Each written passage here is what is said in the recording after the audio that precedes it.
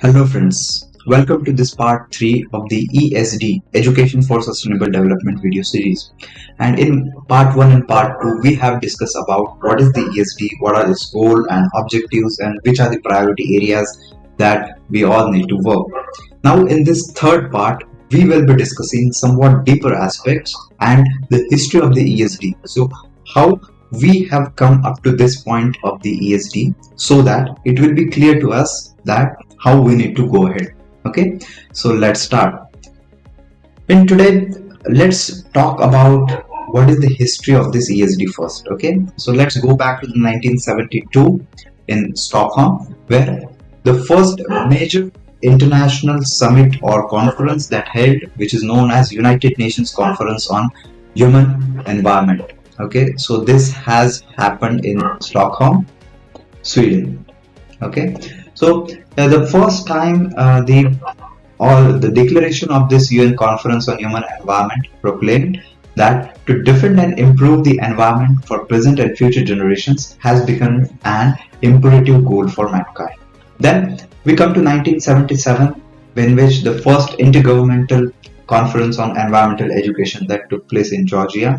This declaration also noted that the important role of environmental education in the preservation and improvement of the world's environment.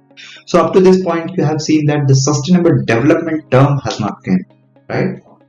So in 1987, the report of the World Commission on Environment and Development, also known as Our Common Future and popularly known as Brundtland Report. Okay, Gro Harlem Brundtland was the chairperson, so who led this research and who published this research. Okay, the Brundtland report, the famous report. So in this we got the definition of sustainable development as the development that meets the needs of present without compromising the ability of future generation to meet their own needs. And from here you can see the interconnection between the education and sustainable development in forthcoming conferences. So let's go to the first event, which is till the time it is also considered as a milestone, which is 1992 United Nations Conference on Environment and Development. So also it is called as the Rio Summit or Earth Summit, and there are three major outcomes why this is considered a success. Three major outcomes. First is Agenda 21, a detailed report on how we need to go ahead.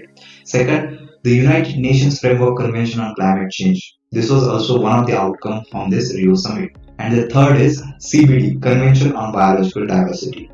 So here also the education is critical for promoting sustainable development and improving the capacity of the people to address environment and development issues. So this is clearly noted.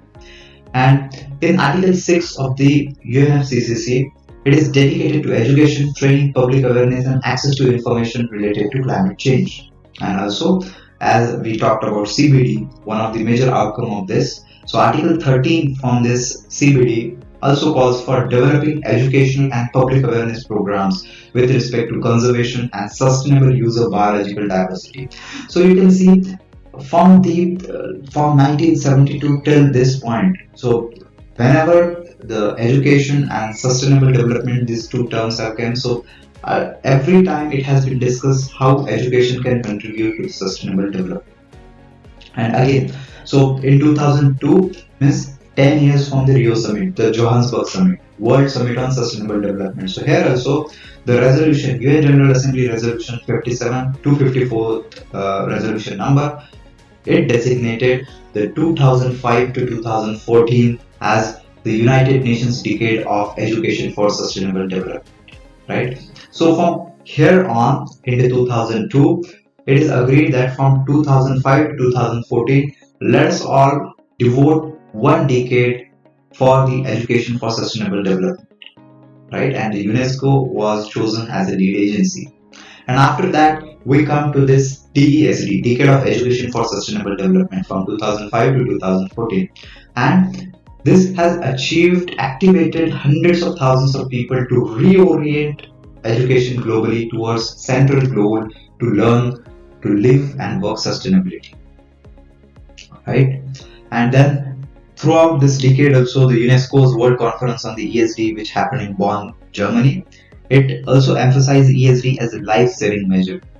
and also it is recommended promoting ESD as an investment in the future. So without working on the ESD, we are not able to ensure our future, right? So in order to get a safe future, we need to work on ESD. Then in 2012, the United Nations Conference on Sustainable Development, again 20 years from the Rio Summit, Rio plus 20, sustainable consumption and production. This has been put forth. Sustainable lifestyles and education programs of the 10-year framework on program on sustainable consumption and production. So this has put forth. And time and again, the role of education, the contribution of education for the sustainable development has been put forth, right? In 2014, now we are now to the end of this decade of education for sustainable development.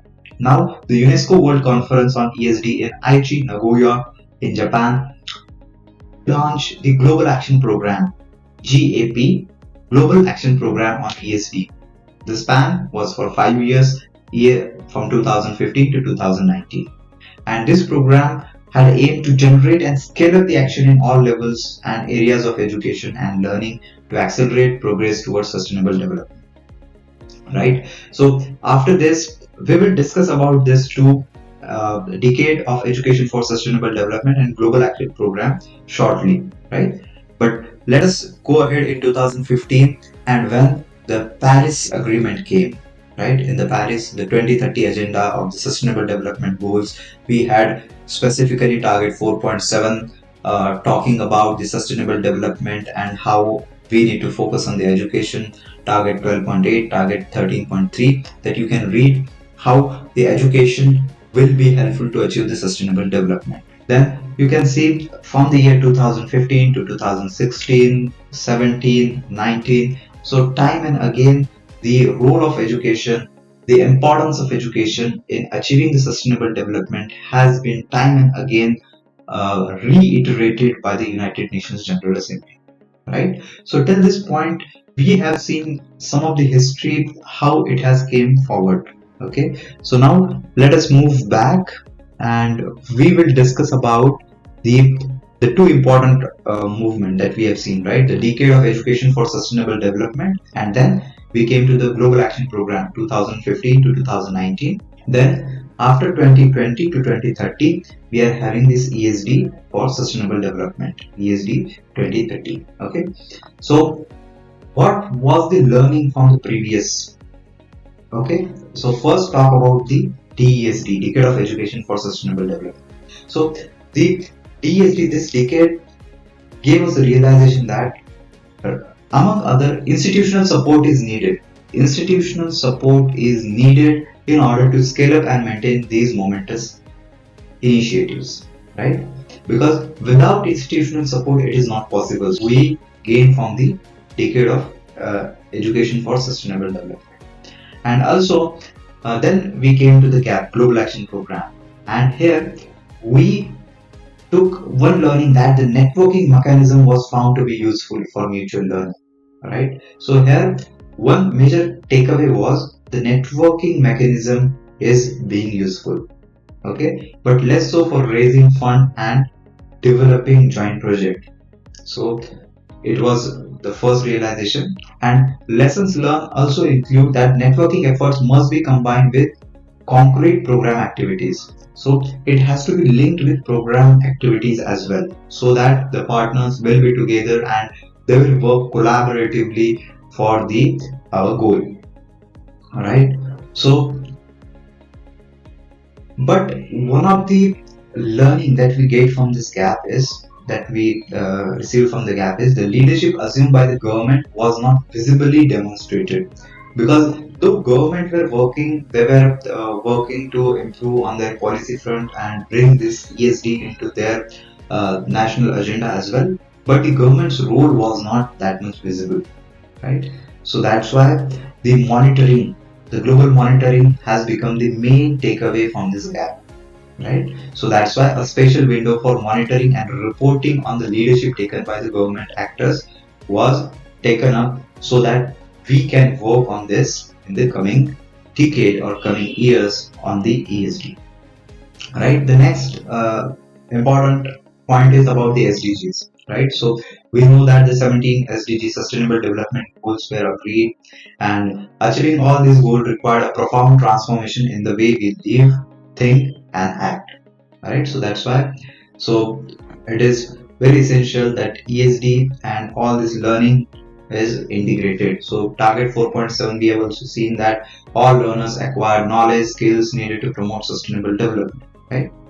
So one of the criticism of this ESD that has been before 2015 was the ESD is a vague term, right? It is very broad term. It is, and also the ever-changing nature of the sustainability demands the ESD the broadness, and that's why it is vague. But after the SDGs, Sustainable Development Goals, we can categorize it. We can adopt as per the national agenda, which is applicable to that particular country, right? And that's why the marriage of the ESD and SDG is not only necessary but a win-win for both the fields, as this will take forward the SDGs, the particular SDGs which are applicable for that particular nation, particular country, and at the same time, the ESD will also get benefit from that. So this is a true win-win approach, right? And one of a few of the reflections from this gap were how to encourage learners to take transformative actions. So transformative action is required. Only learning, only understanding the facts and figures is not enough. We have to have the transformative action, right? And also the complete understanding how this transformation occurs is one of the outcome from this till the journey. So first is certain level of disruption will be there.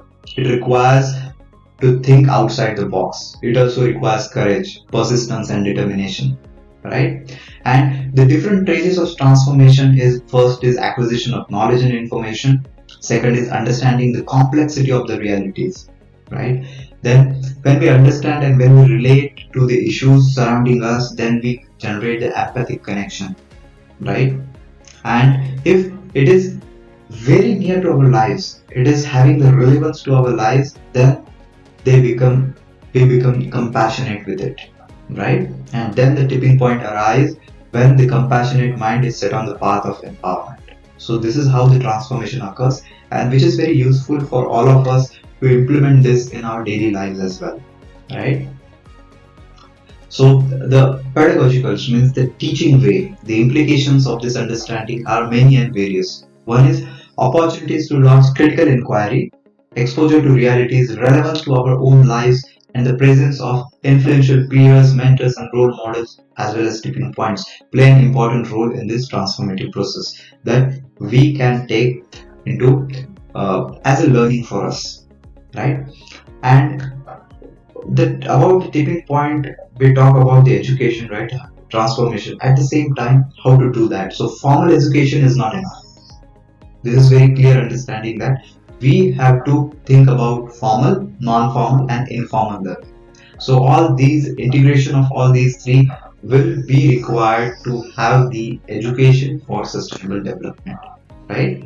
And there has to be more attention to the individuals and how they are transformed, right? So we need to focus on how individuals think, how they can change their behavior, their attitude, their lifestyle, because without which it is not possible to achieve the sustainable development, right? So uh, this is all the details. If we go ahead, the ESD in action is basically citizenship in action, right? So lifelong learning perspective, how to be a global citizen, which is also linked with the sustainable development, a sustainable society, right? So this is all included in this report. So as we have covered the most of the points from this report, so I would like to take you to the final point where one is you can read some of the selected paragraphs of the United Nations General Assembly resolutions. Okay, they are given at the end of this report, so you can go ahead, you can read them, and you can understand in a better way. Okay, and what we learn from this ESD report is first, education for sustainable development is essential to achieve the sustainability, to achieve the SDGs, right? It is paramount important.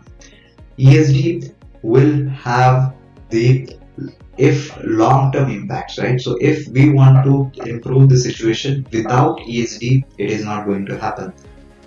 Third point is the SDGs and ESD. So it will be interdependent, right? It is a win-win approach. I hope you have benefited from this complete series about the ESD. If you like this, please do like the video. Also comment your views in the comment section. Please share with your friends, and do let me know what other topics we should make the next video which you like or you require. So please do comment that as well. I'll definitely read that. And thanks a lot for viewing this video, and please take care. Have a great day. Thanks.